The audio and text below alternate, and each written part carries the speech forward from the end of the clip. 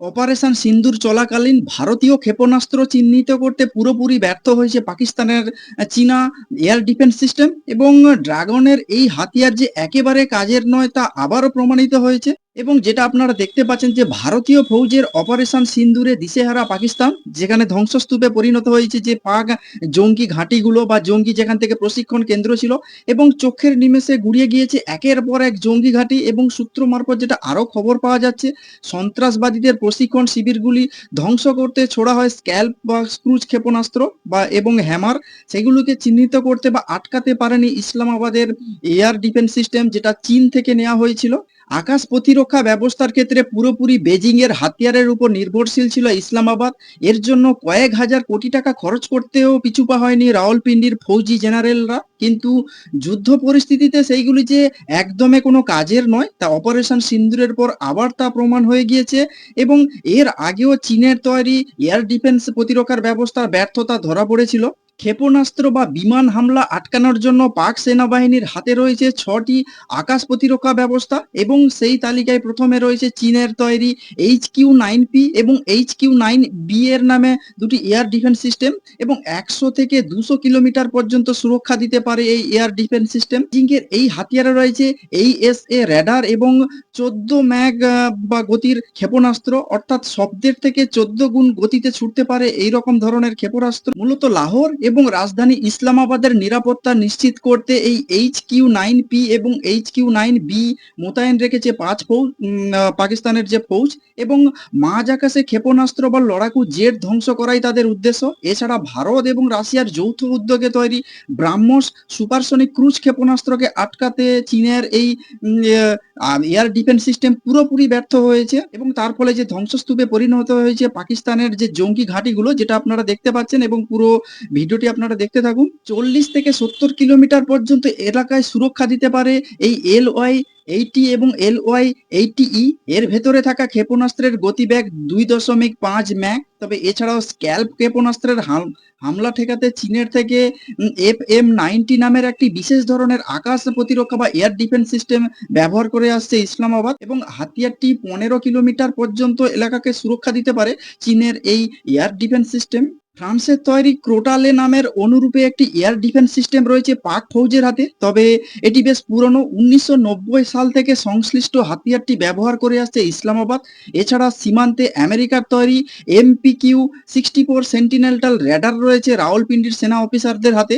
এবং এর স্বল্প পাল্লার ক্ষেপণাস্ত্র চিহ্নিত করার ক্ষমতা রয়েছে, তবে সেইগুলোকে মাঝ আকাশে ধ্বংস করতে পারে না এই রেডার। কিন্তু সবথেকে তাৎপর্যপূর্ণ বিষয় হলো অপারেশন সিন্দুর চলাকালীন এইগুলোর কোনোটাই কাজ করেনি। স্ক্যাল্প ক্রুজ ক্ষেপণাস্ত্র চিহ্নিতকরণ এবং ধ্বংসের জন্য রাখা FM-90 এয়ার ডিফেন্স সিস্টেম পুরোপুরি ব্যর্থ হয়েছে। চীনের এই অত্যাধুনিক হাতিয়ারের কর্মক্ষমতা নিয়ে প্রশ্ন উঠছে। শুধু তাই নয়, অস্ত্রের গুণগত মানের নিরিখে রাশিয়া, আমেরিকা এবং ইউরোপ যে চীনের থেকে বহুগুণ এগিয়ে তা আবার প্রমাণিত হলো। ২০২২ সালের ৯ মার্চ ভুলবশত ভারত থেকে ছোড়া হয়েছিল ব্রাহ্মস সুপারসনিক ক্রুজ ক্ষেপণাস্ত্র পাকিস্তানের ভেতরে ১২০ কিলোমিটার গিয়ে লাহোরের সংলগ্ন মিয়াচুন্নু এলাকায় আছড়ে পড়েছিল। এই সময় সেটিকে চিহ্নিত করতে পারেনি ইসলামাবাদের চীনা এয়ার ডিফেন্স।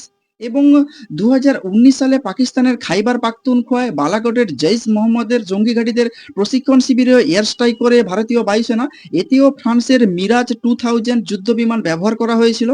২০১৯ সালে বালাকোটের বিমান হানার সময়ে কোনো ভারতীয় লড়াকু জেটকে আটকাতে পারেনি পাকিস্তানের এয়ার ডিফেন্স সিস্টেম। এবং যেটা আরও খবর পাওয়া যাচ্ছে, অপারেশন সিন্দুরে ফরাসি যুদ্ধবিমান রাফায়েলকে ময়দানে নামায় কেন্দ্রের নরেন্দ্র মোদীর সরকার, যদিও সরকারিভাবে এই নিয়ে কোনো তথ্য এখনো অবধি দেওয়া হয়নি।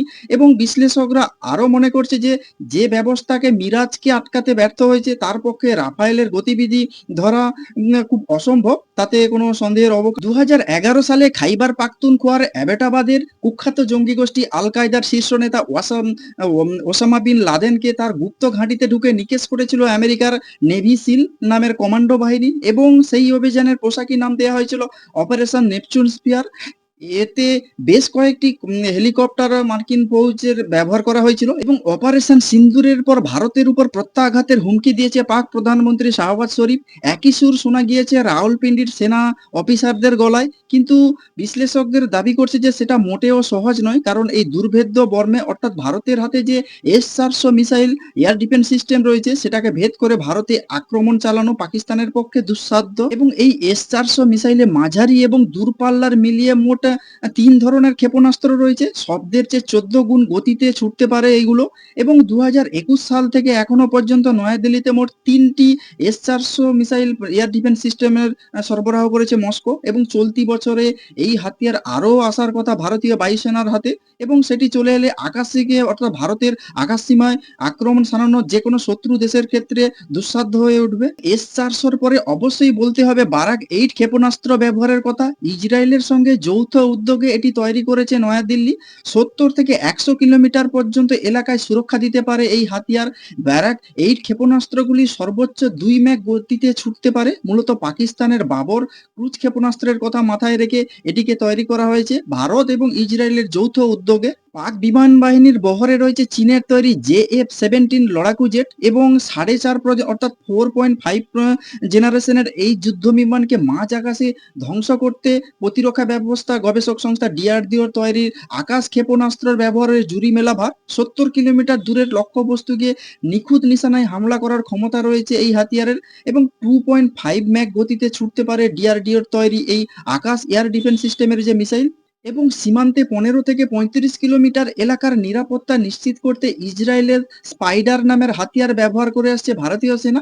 এতে রয়েছে পাইথন ৫ এবং ডার্বি ক্ষেপণাস্ত্র। পাশাপাশি DRDOর তৈরি quick reaction surface two air ক্ষেপণাস্ত্র নিয়ন্ত্রণ রেখায় সংলগ্ন এলাকায় মোতায়েন রেখেছে ভারত এবং পাকিস্তানের সঙ্গে সংঘাতের মধ্যে সবথেকে গুরুত্বপূর্ণ যেটা হচ্ছে ইগলা এস নামের স্বল্প পাল্লার এয়ার ডিফেন্স সিস্টেম এবং সরবরাহ করেছে রাশিয়া। এর পাল্লা ৫ থেকে ৬ কিলোমিটার এবং সমুদ্রের উপরিতল থেকে ৩.৫ কিলোমিটার উচ্চতায় উঠতে পারে এই কপ্টার বা দ্রোন বা কোনো ক্ষেপণাস্ত্রকে ধ্বংস করে দিতে পারে এই ইগলা এস এবং প্রতিরক্ষা বিশ্লেষকদের আরও দাবি অপারেশন সিন্দুরের বদলা নিতে চীনের তৈরি JF-17 লড়াকু জেটকে নিয়ে হামলার মরিয়া চেষ্টা করতে পারে পাক বিমান বাহিনী। কিন্তু ভারতের এই যে এয়ার ডিফেন্স সিস্টেমকে ভেদ করে হামলা চালানো পাকিস্তানের কাছে প্রায় দুর্ভেদ্যর মতো কাজ এবং গত ৭ই মে অপারেশন সিন্দুরের মাধ্যমে পাকিস্তান এবং পাক অধিকৃত জম্মু কাশ্মীরের মোট ৯টি জায়গায় সন্ত্রাসবাদের গুপ্ত ঘাঁটিগুলি উড়িয়ে দেয় ভারতীয় সেনা। তা আপনারা কি বলবেন গত ৭ই মে অপারেশন সিন্দুরের মাধ্যমে পাকিস্তানের যে গুপ্ত জঙ্গি ঘাঁটিগুলি ভারতীয় যে রাফায়েল বিমানের মাধ্যমে যে স্ক্যালপ ক্ষেপণাস্ত্র সেই স্ক্যালপ ক্ষেপণাস্ত্র নিক্ষেপ করে এই জঙ্গি ঘাঁটিগুলিকে চিরতরে ধ্বংস করে দেওয়া হয়েছে যেটা আপনারা দেখতে পাচ্ছেন এবং ভারতের যে এয়ার ডিফেন্স সিস্টেম করে ভারতে আক্রমণ চালানো পাকিস্তানের কাছে দুঃসাধ্যের ব্যাপার। তো আপনারা এই বিষয়ে কি বলবেন? যদি কোনো কিছু বলতে চান তাহলে অবশ্যই কমেন্টস বক্সে কমেন্টস করতে পারেন। আর নজর রাখুন নাচিন্দা টিভি।